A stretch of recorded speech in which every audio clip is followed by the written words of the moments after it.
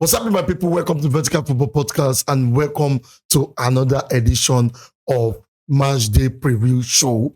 With me, I have the most reliable Chelsea fan. Rashford, what's up now? I'm good now. Am I the most reliable Chelsea fan? You are the most reliable when it comes to being focused on Chelsea and also know when to tell your fellow fans that this is not right, this is right. Yeah, I think that's what the analysis game has taught us. You have to be detached from your club so that you can see the truth. That's true. Yeah. That's true. Now we are already in week 9, and right now we are seeing how the table is playing. Yeah. Do you think Chelsea is in the right place right now? From their performance and everything, do you think they are already in the right place?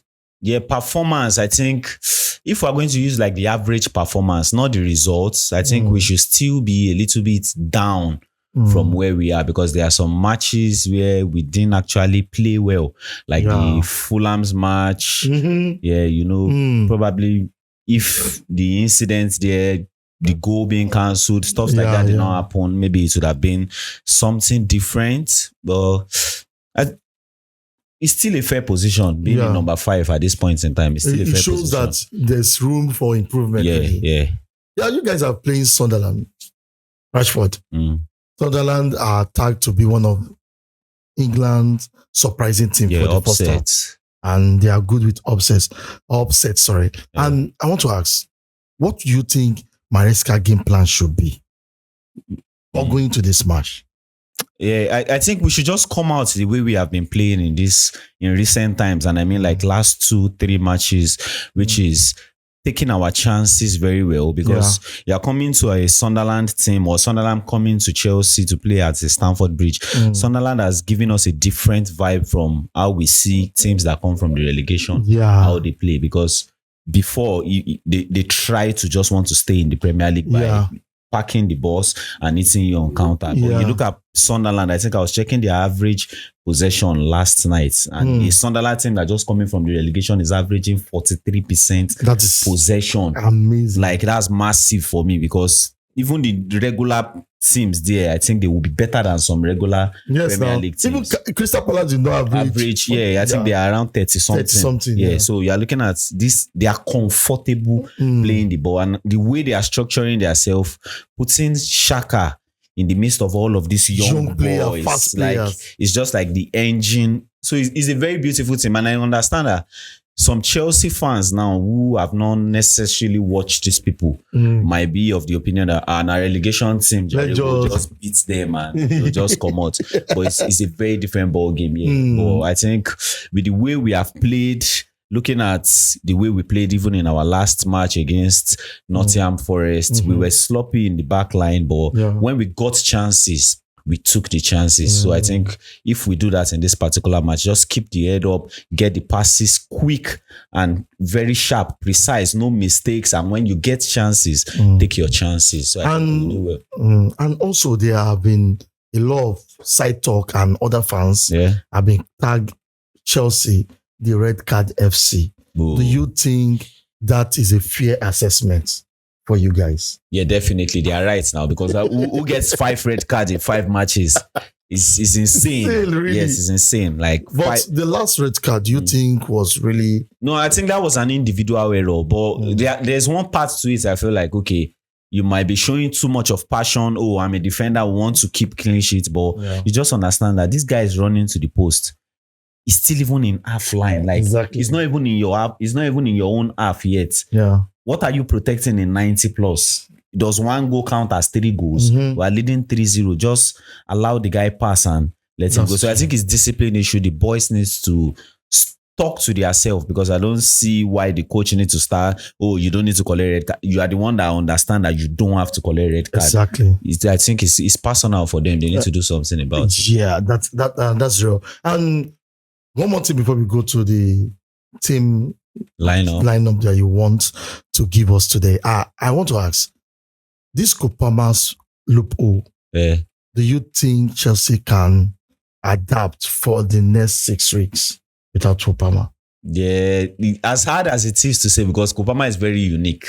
Yeah, is he special? Yeah, he's special. He's unique. He's special and he's unique, because we have people that can do some of these works. You are looking at Estavio, 18 years, superb, like different level, because we have seen 18 years come into the Premier League and struggle to find their footing. But at 18, taking the ball, beating one or two guys is just different. And that calmness, really. Yeah, I don't think he still does Cole Palmer work, but have we found a way to adapt to the Cole Palmer's absence? I think yes, and in the sense that Maresca is now splitting Cole Palmer's role. Exactly. Not necessarily finding another player to take that position, but split the function of this guy. So in the sense like the creativity now is done by the guys in the wing. Yeah. Unlike when Cole Palmer was there, we put it on him, go and create chances, go and drop passes. But now the creativity is done by those other guys. And even like the blocking of space as him being the number 10 when the opposition is with the ball. Now we have given it to Malo Gusto, giving it to Enzo Fernandez, like do this part. So it's like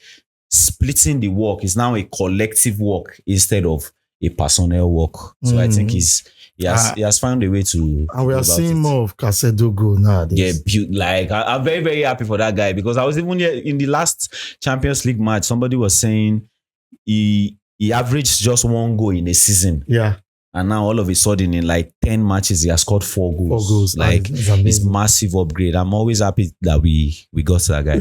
Always happy. Okay, because I don't want us to bore us with, because we can't keep on talking about it. So like give us your starting 11 for this coming match. For this coming match. Sanchez starting goal. As usual. Yeah, as usual. I think he's doing well in recent time.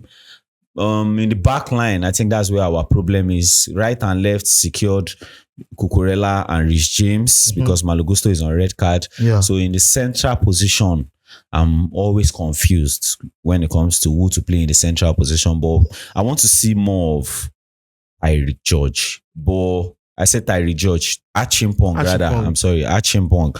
But with the presence of Fofana, Tosin, I don't think he starts. Yeah, because Fofana is now showing that he can play and do all of those things. So I'll preferably want to see Tosin and Ato, or Tosin and Chaluba. Either of those two, Tosin and Ato or Tosin and Chaluba. So in the midfield, just play Caicedo there as usual. Yeah. And Enzo Fernandez, don't know if he's fully fit because he didn't play. He played in the Champions League. Yeah. Just Enzo Fernandez. And up front, Pedro in the 10. Allow Magui play as a 9, because he's showing signs now. And we have seen how beautiful he can be. He played in the Nottingham Forest. And we saw the difference this guy could make. Pin somebody up there, make fake runs, open space for people to play into. And this is what we have always clamored for Maresca. Put somebody in the 9 that we give chances for João Pedro to be able to operate. Because João Pedro staying with the last defender just renders him useless. So put João Pedro in the 10, allow Gui stay in the 9, and Pedro Neto, Jamie Gittins and Pedro Neto still rest Estavio and allow him come in as a sub. No Garnacho. Garnacho. I would have loved to see Garnacho, but Garnacho's output is something of concern. And if you look at Jamie Gittins, in his last three matches, he's growing into the game now. He's getting better, even if it is just 2%, 3%, with the way he takes on player, with the way he drops his, like, just when his fullback overload, just drop the pass, his crosses. I think Garnacho is still finding his footing. So I will always want to see Jamie Gittins for now. Right. Scoreline. Sunderland scores Chelsea. Yeah, as funny as it is, I think they are not finding it hard to score. Sunderland will score Chelsea, but Chelsea wins this one 2-1. Oh, Chelsea winning 2-1. All right. Chelsea wins this one 2-1. So, final. Is there anything you want to tell Chelsea fans? Yeah, I think one thing we should avoid is the Brentford resurgence. Something like what happened to us in the Brentford match, because this team, I still have that kind of I feel like they are similar, though one plays on a low block and it on the counter, but this other one is somebody who wants to possess. And if you look at the way they play, because Chelsea will feel like these people we can play them into their own side, they are quick on transition. Yeah. Fast break. They are very, very quick on that. I watched like 2 times. They have like 4 dedicated players. When you lose the ball, they are going to hit on you to run and all of those things. So I think we should be very, very careful. Don't just be sloppy. You have to be on your game for 90 minutes, which I think is something we have always been doing from the beginning of the season. Just play the game for 90 minutes and be alert at every moment in time. And I think victory will be ours. Yes, guys. So I believe that Chelsea should have the edge, but Premiership, anything can happen. Anything can happen. But if you have any other opinion, you can put it on the comment section. Yeah. Let us build this community. Chelsea to win 2-1. So, Rashford, it's really nice talking to you today. Yeah, thank you very much. Thank you. Thank you for making meaning to this Chelsea. It's my club. I love Chelsea all the way. Even if sometimes they used to break my heart, but it's still my club. So guys, till we meet again, stay fixed to Vatican Football Podcast. Bye-bye. Thank you. Actually, when you analyze Chelsea now, I see how. All right, that's true. Because